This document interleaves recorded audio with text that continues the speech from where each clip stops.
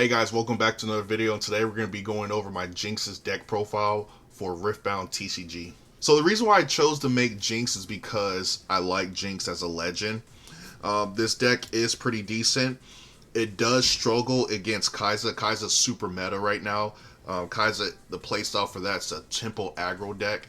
This deck is mainly just trying to remove and get pieces out there to try to control the board. So we'll get started. So starting off with our legend, we have Jinx. At the start of the beginning of your phase, you could draw one card if you have one or fewer cards in your hand. So the object of this deck is to pretty much just dump your whole hand away and be able to use this effect at the beginning of your phase. Next, we'll be going over the battlefield. So the first battlefield that we're playing is Zon Warrens. When you conquer here, you discard a card and then draw a card. It's pretty good because you want to just get rid of cards in your hand because we have discard effects from them. So it's nice synergy with that. So the next battlefield that we're playing is Windswept Hillock. So this gives your units Genki, which Genki is you can move from battlefield to battlefield. It's a pretty good ability.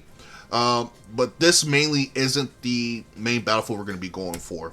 The last battlefield that we're going to be playing, and this is the one that we really like, is the Candlelit Sanctum. So this is really good because whenever you conquer here, you can look at the top two cards of your deck, and then you could recycle, which is pretty much you discarding. You can either discard one of them or you can discard both of them.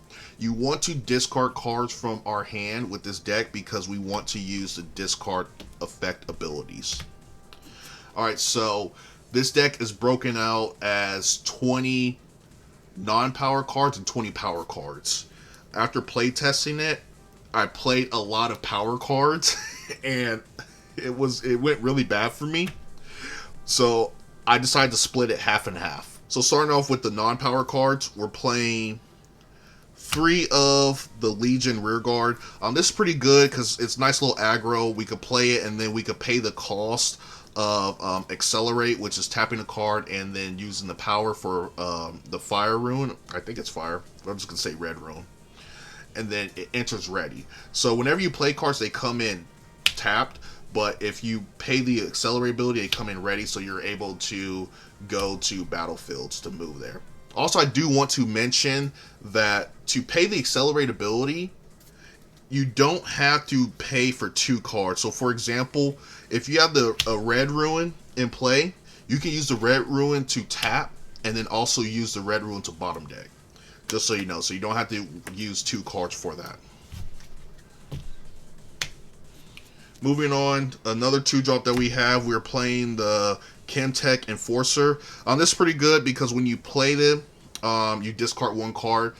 Like I said, this deck is really big on discarding cards, so you could get the discard effects, and then also with Jinx, use her ability to be able to draw a card whenever you have 1 or less cards in your hand. This does have Assault, just nice little aggro too. Whenever you are sent to attack, you get +2. So pretty good 2-drop. So next we're going to be playing 3 of the Traveling Merchant. Again, whenever we move, we're going to discard 1 card and then draw 1 card. We're going to want to discard cards that have the discard effects. So we have 3 of those. Next, we're playing 3 of the Flame Chompers. This is pretty good because this is one of the cards you're going to want to discard. Whenever you discard, you could pay a power to play him. So essentially, you could really plus when you discard him and you have a Red Ruin in play. So that's one of the main ones that we're going to be discarding with our discard effects. Next, we're playing 4 of the Noxus Hopeful. So this has Legion. So what Legion is whenever you play a card before it, you reduce the cost of this card by 2.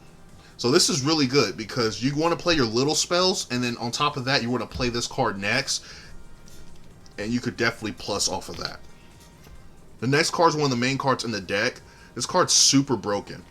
We're running Kai'Sa because Kai'Sa is insane because 1, it costs just 4 with no power effects, so we don't have to bottom deck any runes, and you have the Accelerate by tapping 1 and bottom decking a Red Ruin, and this card comes in ready, and then when it conquers, you draw a card. This is super broken. After playing against my friends who play Kai'Sa as their legend, and them playing this Kai'Sa, I had to play it. I had to play it. No ifs, ands, or buts about it. This card is super broken. If you're playing red, this card is a staple.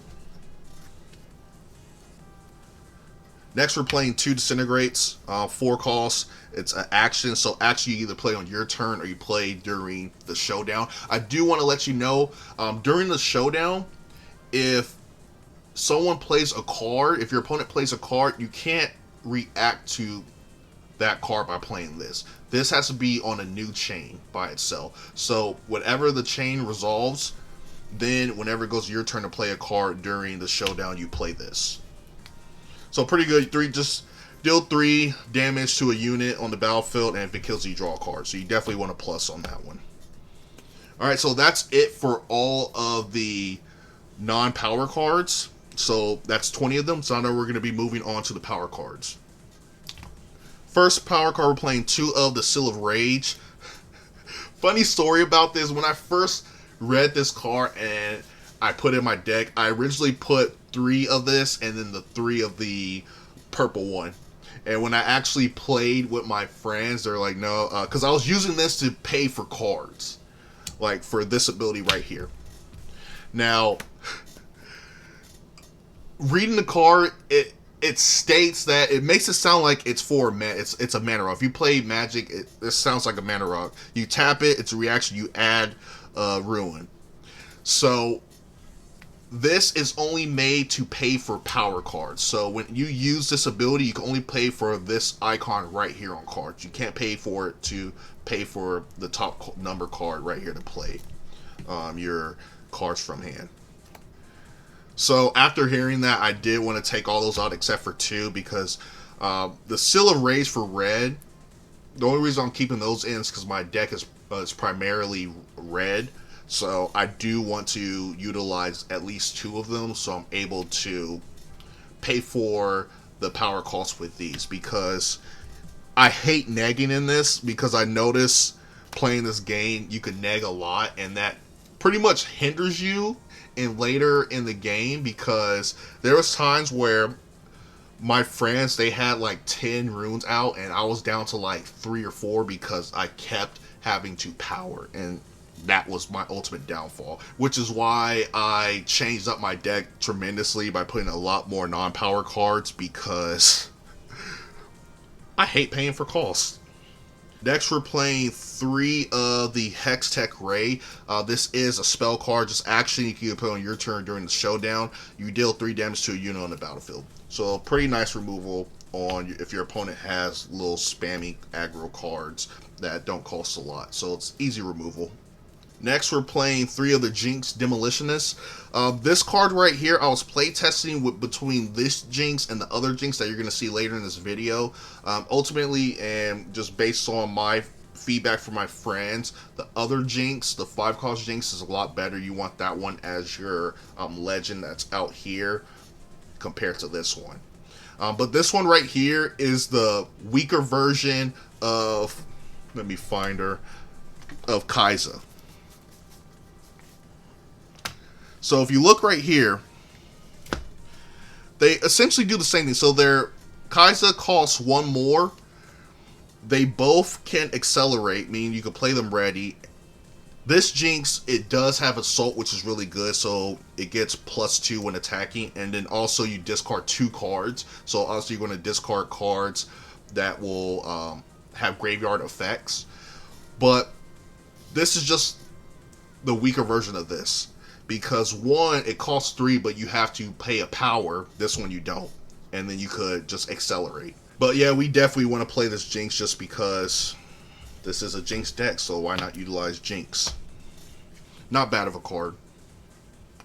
So right here, we're playing 3 of the Immortal Phoenix. This is one of the other cards we're going to be discarding with our discard effects, because it does have a discard effect. If you kill a unit with a spell, you may pay 1 and a power cost, and then you could play this card from your trash. So really good effect, so you're going to want to discard this to play that. Also, it does have Assault too, so if you do attack scheme, +2 when attacking. Next, we're playing 3 of the Void Seeker. It's a spell, it's action. You deal 4 damage to a unit on the battlefield, draw a card. So nice removal. Next, we're playing 3 of our signature spell, Super Mega Death Rocket. Right here, it costs 4, and you have to pay a power cost of either 1 purple or 1 red. As you can see right here, there is no action keyword right here, so you can only play this during your main phase. What it does is you deal 5 damage to a unit. What makes this card really good is when you conquer, you may discard 1 card from our hand to return this trash card back to our hand. Super good. Great way to keep recursion going on back with that. Next, we're playing 1 copy of Misfortune Buccaneer. This card ability, it's okay. I'm probably going to end up taking this out because it didn't really do much for me. The reason why I just only have 1 of them here right now is just because I do like whenever you play it, you can play it onto an open battlefield, and it also has the nice little static ability where friendly units may be played on open battlefields as well. That's the only reason why I'm still keeping it just as a one-of, but I might end up taking this out for the 3rd copy of our Jinx Rebel. So this right here is going to be the legend that we're going to be playing. We're going to get this out and put it right next to our legend up here to be our champion. So this might get taken out for another copy of this. Why this is so good: cost 5 and then power a purple rune. Why this card's so good is when you discard 1 or more cards, you can ready this unit, and then it gets +1 power right here for the turn. This is super good because let's say you're right here. If you're at, we'll just say this one right here, and you already conquered this, you can move back home. So whenever you move, you have to tap them, and then you discard, you play a card, discard a card, you ready her, and then you could go to this one in case there's an enemy here that you want to defeat or help out one of your characters. So this is really good. That's a really good effect. So actually, now that I think about it, I probably am going to cut out Misfortune and play just a 3rd copy of this Jinx. Yeah, but other than that, that's pretty much the deck. I like this deck. Obviously, it's not the best in the format, but I think it's still pretty good. It does good against other decks, but Kai'Sa's just, it out-tempos this deck. This deck, it's hard to compete with Kai'Sa with this deck just because the removal, you remove the cards, but Kai'Sa's just out here spamming more cards, and it just makes it pretty difficult to keep up with the Kai'Sa. So I am going to do the deck profile for Kai'Sa. Actually, I'll probably have my friend do it because my friend actually completed it. I still have to do my proxies for that one. But other than that, we're going to have some gameplay on this. Me and my friends really love this game. It's a really fun game. We are going to do the multi-format, the multiplayer one.